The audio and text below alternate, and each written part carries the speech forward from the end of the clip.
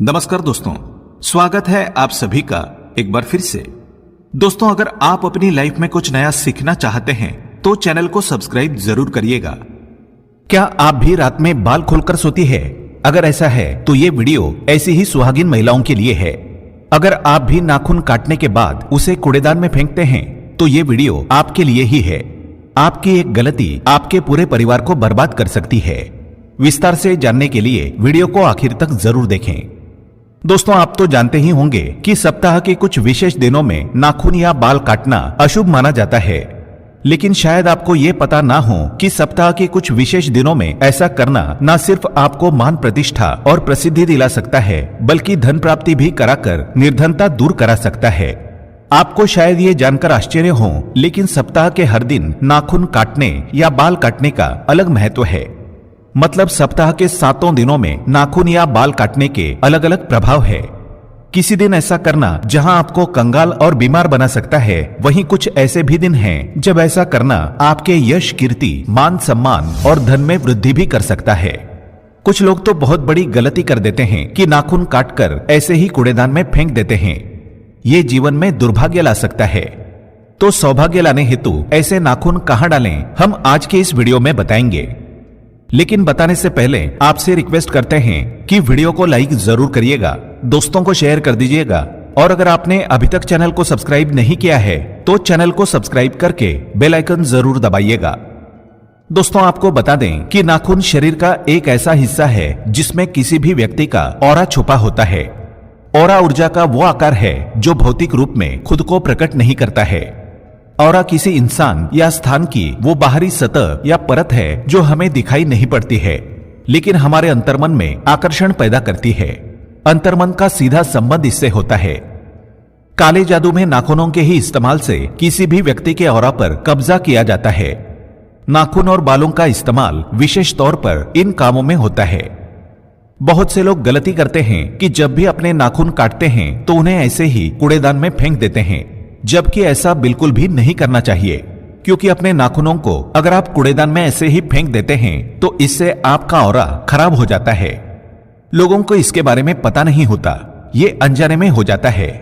दोस्तों, नाखूनों को जैसे ही आप कूड़ेदान या कचरे में फेंकते हैं, उसका सीधा प्रभाव आप पर, आपके जीवन पर पड़ने लगता है। आपका मानसिक स्वास्थ्य बिगड़ने लगता है, अकारण चिंता रहने लगती है, अवसाद, निराशा, खिन्नता आपके जीवन में छा जाती है। आपने कई बार देखा होगा, सब कुछ ठीक ठाक होते हुए भी आपका किसी भी काम में मन नहीं लगता। बिना किसी बात के कोई चिंता सताने लगती है, बेवजह मन दुखी रहने लगे तो ऐसे में आप समझ जाएं कि आपका ऑरा बिगड़ा हुआ है। दोस्तों, कूड़ेदान में कचरा डाला जाता है, सड़ी गली चीजें उसमें रहती है और उसी में आप अपने कटे नाखूनों को फेंक देते हैं, तो इन सब चीजों का प्रभाव आपके ऑरा पर पड़ने लगता है, जिसके कारण मन में बेचैनी और डर लगने लगता है। तो इस बात का ध्यान जरूर रखें और नाखून कूड़ेदान में बिल्कुल ना फेंकें। और इस बात का भी ध्यान रखें कि आप नाखून खड़े वार के दिन बिल्कुल ना काटें। खड़े वार यानी मंगलवार और शनिवार। नाखूनों को काटने के लिए केवल बुधवार या शुक्रवार का दिन ही चुनें। इन कटे नाखूनों के उपयोग से आप अपने जीवन में सौभाग्य ला सकते हैं। कैसे, आइए जानते हैं। दोस्तों, शुक्रवार के दिन सूर्यास्त से पहले नाखूनों को काटकर किसी बरगद के वृक्ष की जड़ में इसे डाल दें।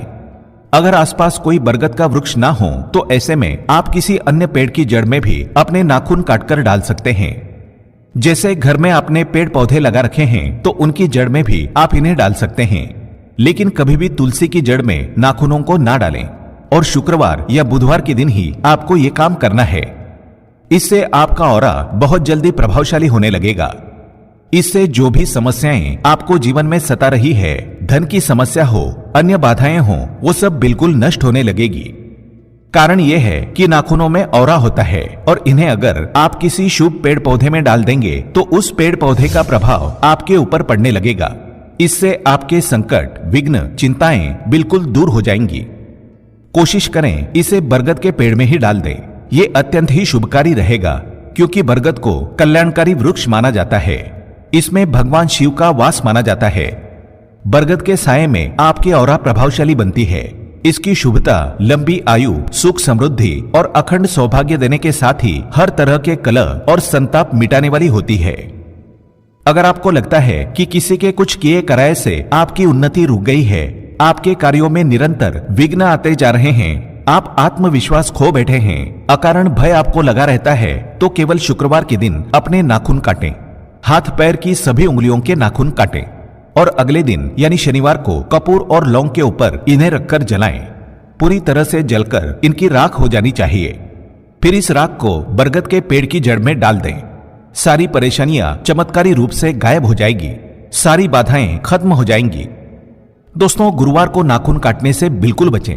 इससे भाग्य कमजोर होता है, आयु घटती है, आर्थिक संकट भी गहराता है। गुरुवार को नाखून ही नहीं बल्कि इस दिन दाढ़ी बनाना और शरीर का कोई भी बाल काटना वर्जित बताया गया है।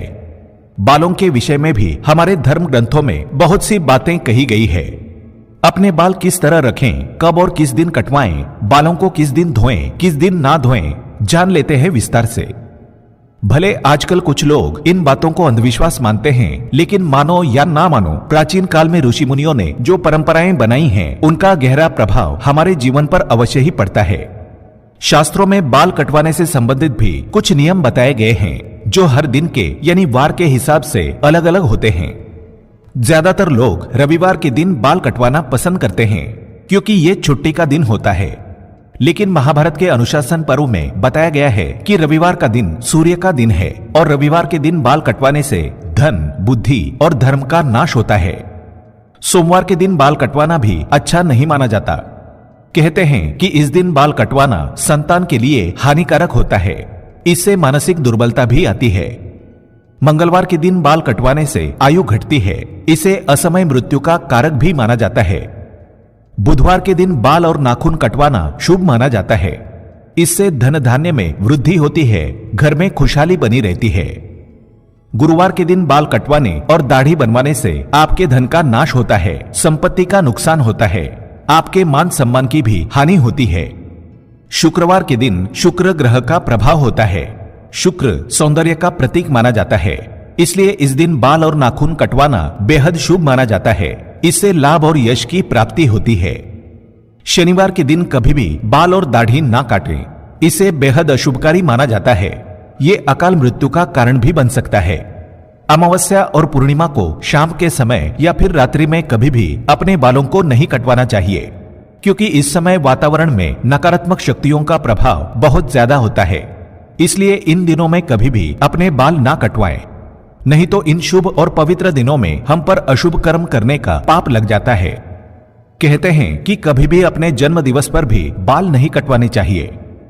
बालों को लेकर महिलाओं को और क्या सावधानियां बरतनी चाहिए? दोस्तों, बालों को स्त्री का आभूषण माना जाता है।